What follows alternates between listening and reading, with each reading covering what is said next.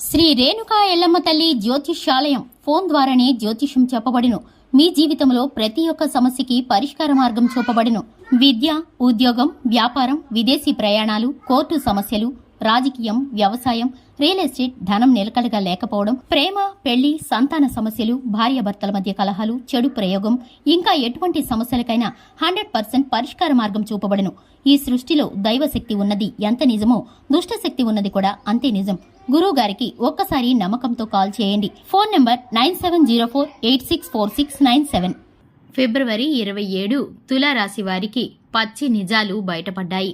అందరికీ నమస్కారం. ఛానల్ కి స్వాగతం. జ్యోతిష శాస్త్రం ప్రకారం 2025 ఫిబ్రవరి 27 తులారాశి వారు ఎటువంటి శుభ అశుభ ఫలితాలను పొందబోతున్నారో తెలుసుకోవాలంటే ఈ వీడియోని ఎక్కడా కూడా స్కిప్ చేయకుండా పూర్తిగా చూడండి.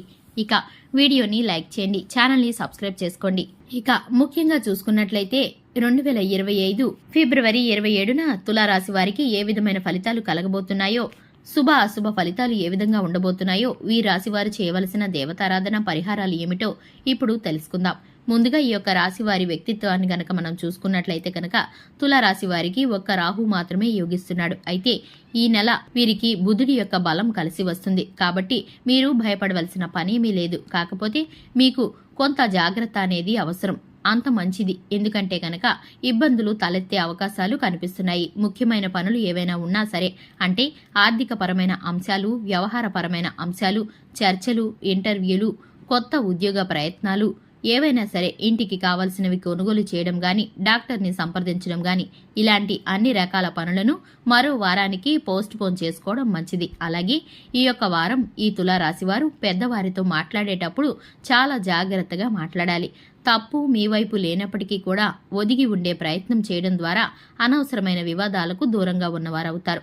ఈ సమయంలో బంధువులతో, మిత్రులతోటి, అన్నదమ్ములతోటి, జీవిత భాగస్వామితోటి సయోధ్య కుదరడం అనేది మీకు చాలా కష్టం. కారణంగా మీరైతే కనుక మీరు కొంత తగ్గి ఉండవలసిన పని కుదురుతుంది. ఇక ఒక పట్టాన మీకు సరిపడదు. జీవిత భాగస్వామి ఇచ్చే సలహాలు, సూచనలు ఈ సమయంలో మీకు పెద్దగా నచ్చకపోవచ్చు. కానీ వినడానికి మీరు ప్రయత్నం చేయాలి. మీకు వచ్చే ఆదాయానికి మీరు పడే శ్రమకు పొంతనే ఉండదు. ఎందుకు నాకు మాత్రమే ఇలా ఉంటుంది, నా చుట్టూ ఉన్నవాళ్లేమో చాలా బాగున్నారు అని బాధపడుతూ ఉంటారు. ఆవేదన పెరుగుతుంది. మనసుకి ఒంటరిగా ఉండాలన్న ఆలోచన కలుగుతుంది. ప్రయాణాలు బాగా చికాకును కలిగిస్తాయి. భవిష్యత్తు గురించి ఆలోచించి ప్రస్తుతాన్ని సక్రమంగా ఎంజాయ్ చేయలేకపోతారు. ఇష్టం లేని పనులను చేయవలసిన స్థితిగతులు ఏర్పడతాయి. అలాగే నీలాప నిందలు ఎక్కువగా కనిపిస్తూ ఉంటాయి. కానీ ఈ యొక్క రాశి వారికి ఇవి కొంతకాలం మాత్రమే ఉంటాయి. మీకు రానున్న ముందు సమయం అంతా కూడా అనుకూలంగా ఉండబోతుంది. మీరైతే కనుక కోపావేశాలను తగ్గించుకొని ఏ విషయంలో ఎక్కడ ఎలా స్పందించాలో కనుక తెలివిగా ఆలోచించి మాట్లాడినట్లయితే కొంత సంతోషం, మానసిక ప్రశాంతత అనేది దక్కుతుంది. ఆర్థిక పరమైన అంశాల్లో మీరు ముందుకు వెళ్లటానికి మీకైతే కనుక మంచి అనుకూలమైన పరిస్థితులు రాబోతున్నాయి. మీరైతే కనుక జాగ్రత్తగా ఉండాలి.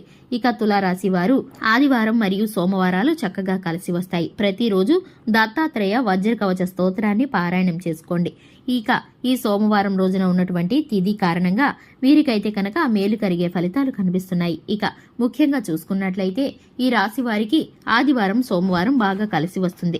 ఇక ముఖ్యంగా ఈ రాశి వారికి శుభప్రదంగా సాగటానికి వెంకటేశ్వర స్వామి వారికి తులసి దళాలను సమర్పించి, వివిధ రకాల పుష్పాలతో అర్పించి, బెల్లం నైవేద్యం పెట్టడం ద్వారా చేసిన దినచర్యను ప్రారంభం చేయడం ద్వారా శుభం కలుగుతుంది. ఇక ఈ రాశివారు కోరిన పని వెంటనే జరుగుతుంది. సకాలంలో అడ్డంకులన్నీ తొలగిపోతాయి. చూశారు కదండి, ఇది ఇవాల్టి వీడియో. వీడియో నచ్చినట్లయితే లైక్ చేయండి, ఛానల్ని సబ్స్క్రైబ్ చేసుకోండి. Thanks for the watching.